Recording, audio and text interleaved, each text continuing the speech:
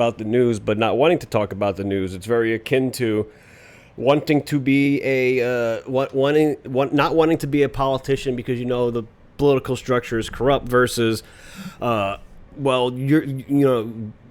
was it? Socrates, I think, was like philosophers should be the ones in politics, but they're smart enough to know that that they don't want to be in politics or some jazz like that. So it's a very similar thing, and it goes back to like my whole thing about solutions. Like sometimes solutions feel like contradictions. But speaking of people who seem like they've had the wool taken off their eyes and they're just like, what the fuck, this is all bullshit, is Marjorie Taylor Greene leaving Congress.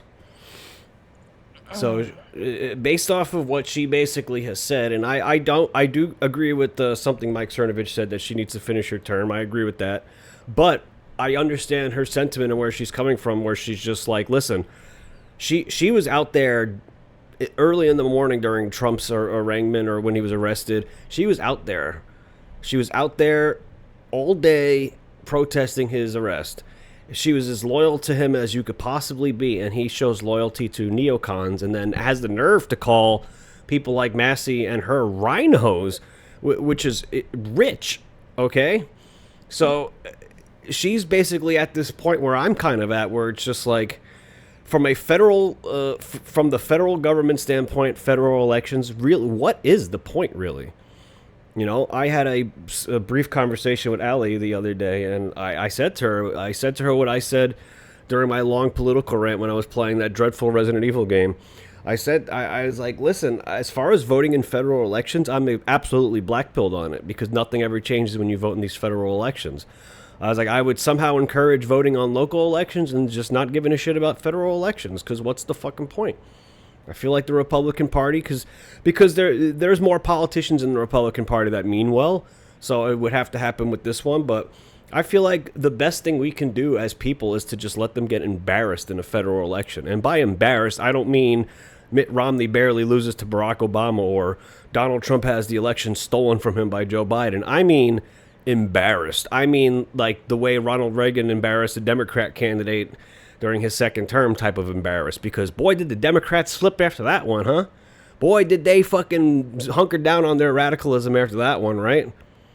Ever since that second Reagan election, Ronald Reagan himself included, everything has just seemed to be going their way.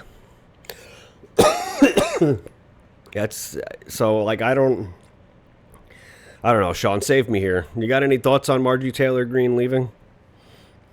Well, the main argument seemed to be, look, she's leaving office a few days. What is it, 2 or 3 days after her limit that qualifies her for, the congressional Senate, whatever, or a congressional, like payments for the rest of her life. I forget the term that they use for that. Sorry. Fuck, why am I drawing a blank on that shit too? Yeah, bro. I had it like 45 seconds ago and it just left my head. No, we got to figure this out now. Yeah, somebody in the chat do me a solid. What's that term called? But not stipend. The whole it begins with an S. Yeah, it's like Social Security for them, but it's not Social Security. But anyway. The whole premise of that existing is unconstitutional. The president is supposed to go back and run his farm after he's done being president. Congressmen are supposed to go back and run their pension. Thank you, pension. Thank you, Rebel. It definitely starts with an S. There's an S in there. I was thinking severance. I'm with you. I was thinking severance. Oh, there we go. Severance pay. Yeah, that's like if you're fired, though. I think, right? Yeah, severance is if you're leaving. That's your GTFO money. Yeah. But none of that is actually constitutionally lawful. So if the argument is that she's extending that for a few days, you're missing the entire point. That's true, sure, and that shouldn't be happening, sure. And if we cut, what is it, like we pay something like $400 something thousand a year for a president in their salary, and then it's something like 150 to 200,000, I think, for their pension, something like that, until they die, right? All of that is silly. You used to have to pay for your own secretary and your own meals out of your paycheck as a president. go back to that. Watch how fast we stop having people who are corrupt try to climb up to the presidency, because it's a paycheck for life. It's not supposed to be there. The whole point, though, is what you were talking about. Trump uses people and then throws them away when they stop bending to his will. If it wasn't for Marjorie, nobody would support Trump to the degree that they do, because she was basically the front lines of defending him against the corrupt legal system. Yeah. And she's getting her life threatened. Her family's getting her life threatened, like, on a daily basis right now from radical. Maybe it's not even the radical left, because the right is attacking her just as much. I would have a hard time drawing a line between who's actually threatening them. And then if you get into, I don't know if we want to jump to this or not, but if you get into the stuff that Candace Owens is talking about lately, like, we have foreign nations. The White House has officially recognized that the threats are real, and we have foreign nations colluding to assassinate our political commentators. It doesn't matter how much you like that commentator or not. It doesn't matter how right she is or not. Yep. You have the French government trying to silence her. Trying to silence her, and not like smearing her. But did you see the one that I posted in that group chat with the distorted voice audio of the French? Yeah.